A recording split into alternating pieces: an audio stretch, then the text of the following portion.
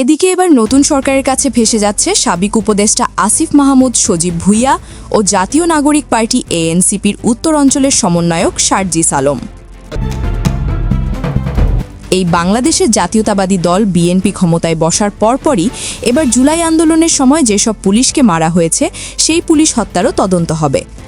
এই তদন্ত শুরু করলে একে একে জুলাই যোদ্ধাদের নামে কোনো অভিযোগ থাকলে তাকে আইনের আওতায় আনা হবে। 2024-এর ছাত্র জনতার আন্দোলনের সময় ঢাকাসহ দেশের বিভিন্ন স্থানে পুলিশের স্থাপনাগুলোয় ব্যাপক হামলা ও অগ্নিসংযোগ করা হয়েছিল এবং পুলিশ সদস্যদের হত্যা করা হয়েছিল। পুলিশ সদর দপ্তর জানিয়েছিল 44 জন সদস্যকে হত্যা করা হয়েছে। পুলিশ কর্মকর্তারা যদিও এত কম সদস্যের মৃত্যুর বিষয়টি মানতে নারাজ। তাদের মতে নিহতের সংখ্যা অনেক বেশি। তারা অন্তর্বর্তী সরকারের কাছে তদন্তের দাবি ওঠালেও তা আমলে নেওয়া হয়নি। তবে নতুন সরকার আসার পর পুলিশ হত্যা এবং স্থাপনায় হামলার ঘটনাগুলোর তদন্তে গ্রিন সিগন্যাল মিলেছে। এই নতুন সরকার আসার পর স্বরাষ্ট্র মন্ত্রণালয় ও পুলিশ সূত্র বলেছে, নতুন সরকার দায়িত্ব নেওয়ার পর পুলিশের স্থাপনায় হামলা ও সদস্যদের হত্যা করার বিষয়টি আলোচনায় আসে। 1.5 বছরেও তদন্ত না হওয়ায় বিস্ময় প্রকাশ করেছেন সরকারের শীর্ষ মহলের কেউ। এসব ঘটনার মাত্র 5টিতে মামলা হয়েছে, আটক হয়নি কেউ।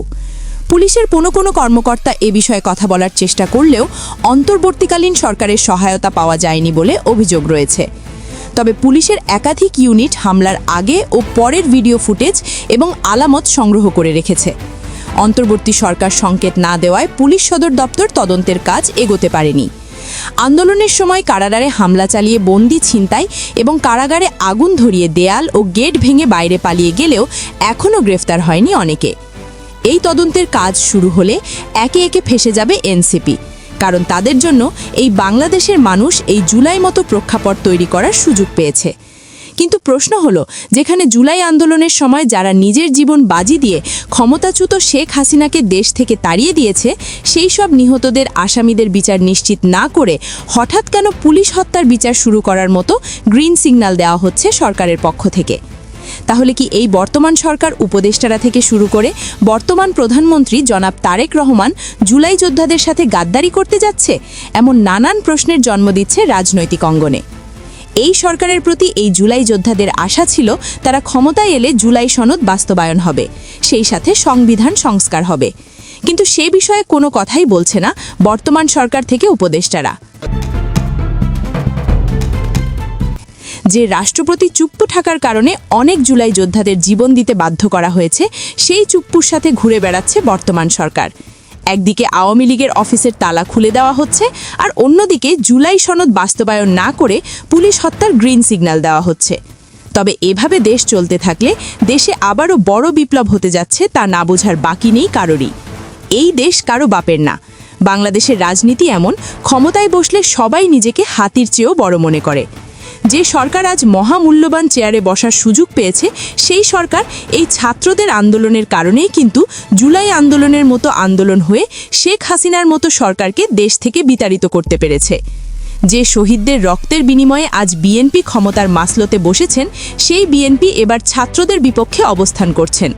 তবে 24-এর ছাত্র জনতার আন্দোলনের সময় ঢাকাসহ বিভিন্ন স্থানে যেসব পুলিশ হত্যার বিচার শুরু করতে যাচ্ছে এই সরকার, তাতে করে জুলাই যোদ্ধাদের পরিণতি খারাপ আছে আগামী দিনে বলে অনেক বিশ্লেষক জানিয়েছেন। আপনারা দেখেছেন জুলাই গণঅভ্যুত্থানে সারা বাংলাদেশে ফ্যাসিস্টের লোকজন এবং সেই ফ্যাসিস্টের দালালের যে পুলিশগুলো আছে আমাদের ভাইকে হত্যা করেছে।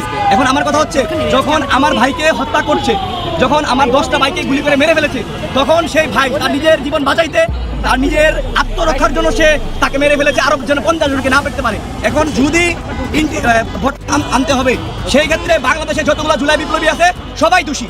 বাংলাদেশের আপনার ধরেন যতগুলো রাজনৈতিক দল আছে যারা জুলাই বিপ্লবে অংশগ্রহণ করেছিল, সকলের দায়ভার নিতে হবে। কারণ জুলাই বিপ্লব শুধু মাত্র বৈষম্যবিরোধী ছাত্র আন্দোলন ছিল না, জুলাই গণঅভ্যুত্থান ছিল সকল দলের রাজনৈতিক দলের লোকজনের, সাধারণ মানুষের, খেটে খাওয়া মানুষের, রিকশাওয়ালা মানুষের শ্রমজীবী।